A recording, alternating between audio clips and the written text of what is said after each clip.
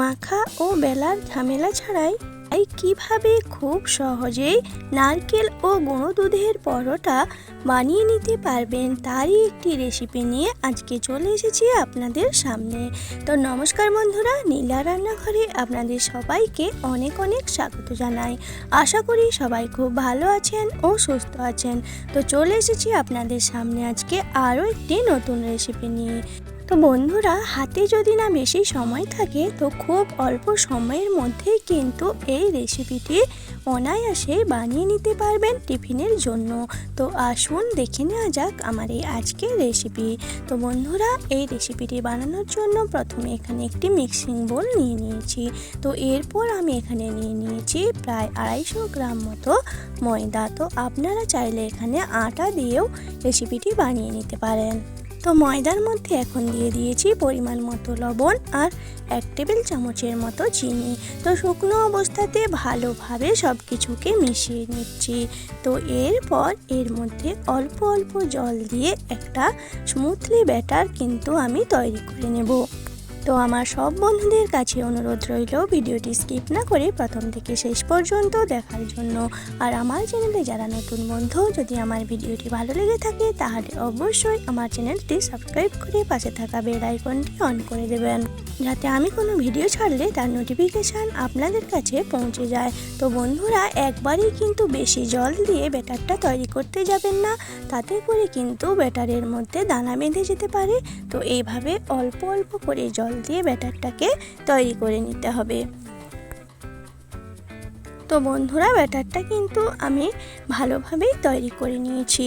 তো খুব বেশি কিন্তু ঘন করার দরকার নেই। তো এরপর আমি এখানে দিয়ে দিয়েছি 1 টেবিল চামচ ঘি। তো এই ঘি দেওয়ার কারণে এর থেকে যে পরোটাগুলো তৈরি করে নেব খুবই নরম হবে। তো ভালোভাবে ঘি দিয়ে এটাকে এখন মিশিয়ে নিচ্ছি। তো দেখুন বন্ধুরা, ব্যাটারের ঘনত্বটা ঠিক এই রকম হয়েছে। তো পরে কিন্তু এখানে জল লাগলে জল আমি অ্যাড করতে পারি। তো এরপর ওভেনে একটি কড়াই বসিয়ে দিয়েছি। কড়াইতে দিয়ে দিয়েছি 1 বাটি পরিমাণ নারকেল কোড়া। তো নারকেল কোড়াটা দিয়ে সামান্য একটুক্ষণ নেড়ে চেড়ে নেব। তো বন্ধুরা, আপনারা অবশ্যই এইভাবে একবার বাড়িতে বানিয়ে খাবেন, খেতে কিন্তু দারুণ টেস্টি হয় আর অল্প সময়ের মধ্যেই বানিয়ে নিতে পারবেন। তো বন্ধুরা, নারকেলটাকে কিছুক্ষণ নাড়াচাড়া করে এরপর দিয়ে দিয়েছি 1/2 বাটি চিনি। তো মিষ্টিটা আপনারা আপনাদের প্রয়োজন মতো ব্যবহার করে নেবেন। তো চিনিটা দিয়েও ভালোভাবে নারকেলের সঙ্গে কিছুক্ষণ নেড়ে চেড়ে নিচ্ছি। তো বেশিক্ষণ কিন্তু এটা নাড়াচাড়া করার দরকার নেই, সামান্যক্ষণ একটু মিশিয়ে নিয়ে রান্না করে নিলেই হয়ে যাবে। তো এরপর আমি দিয়ে দিয়েছি এখানে 1 টেবিল চামচ গুঁড়ো দুধ আর সঙ্গে দিয়ে দিচ্ছি কিছুটা ভাজা বাদাম গুঁড়ো করে নিয়ে দিয়ে দিয়েছি। তো এতে করে কিন্তু এই পুরের টেস্টটা কিন্তু দুর্দান্ত হবে আর খেতে কিন্তু দারুণ লাগবে। তো ভালোভাবে এটাকে মিশিয়ে নিয়ে নামিয়ে নেব। তো বন্ধুরা, সামান্য একটু মিশিয়ে নিলেই হবে, খুব বেশি কিন্তু এটাকে রান্না করার দরকার নেই। আর হাতে কিন্তু অল্প সময় নিয়ে বাচ্চাদের টিফিনে আপনারা অনায়াসেই বানিয়ে দিতে পারেন। তো পুরটা আমার তৈরি হয়ে গিয়েছে। তো পুরটাকে আমি নামিয়ে নিয়েছি। এরপর ওভেনে একটি ফ্রাইং প্যান বসিয়ে গরম করে নিয়ে এর মধ্যে সামান্য একটু ঘি দিয়ে ভালোভাবে মেখে নিয়েছি। তো এরপর যে ব্যাটারটা আমি তৈরি করে রেখেছিলাম তার থেকে 1 হাতা ব্যাটার আমি দিয়ে নিয়েছি।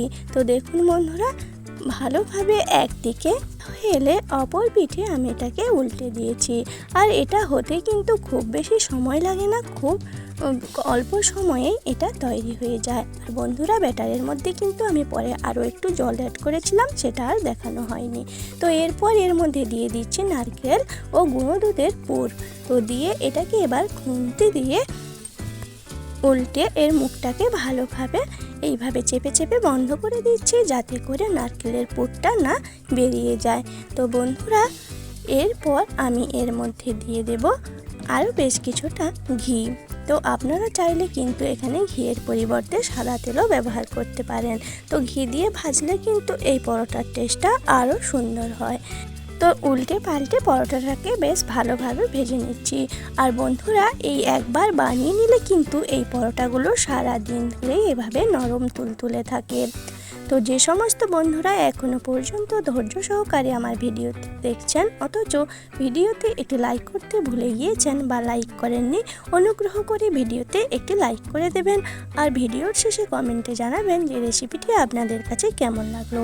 তো আপনাদের একটা লাইক ও একটা কমেন্ট কিন্তু আমাদের পরবর্তী ভিডিও বানাতে অনেক উৎসাহিত করে আর আমাদের চলার পথে এগিয়ে নিয়ে যেতে অনেক সাহায্য করে। তো একইভাবে আরও একটা বানিয়ে আপনাদের দেখিয়ে দিচ্ছি। তো এটা কিন্তু আমি হাত দিয়ে বানিয়ে আপনাদের দেখিয়ে দিচ্ছি। তো আপনাদের কাছে যেটা সুবিধা মনে হবে তো আপনারা সেই পদ্ধতিটাই ব্যবহার করবেন। বন্ধুরা একইভাবে এক এক করে সমস্ত পরোটাগুলোকে আমি ভেজে নিচ্ছি। বন্ধুরা পরোটাগুলো বানানো যেমন সহজ আর খেতে কিন্তু তেমনই টেস্টি। তো দেখুন বন্ধুরা কতগুলো পরোটা আমার বানানো হয়ে গিয়েছে আর দেখেই বুঝতে পারছেন যে খেতে কতটা টেস্টি হবে। তো কেমন লাগলো আমার এই আজকের রেসিপিটি অবশ্যই কমেন্টে জানাবেন। ভালো লাগলে একটি লাইক করে চ্যানেলটি শেয়ার করে দেবেন আর এরকম নিত্য নতুন রেসিপি পেতে অবশ্যই আমার চ্যানেলটি সাবস্ক্রাইব করে পাশে থাকা বেল আইকনটি অন করে দেবেন যাতে আমি কোনো ভিডিও ছাড়লে তার নোটিফিকেশান আপনার কাছে পৌঁছে যায়। আজকের মতো এই পর্যন্ত।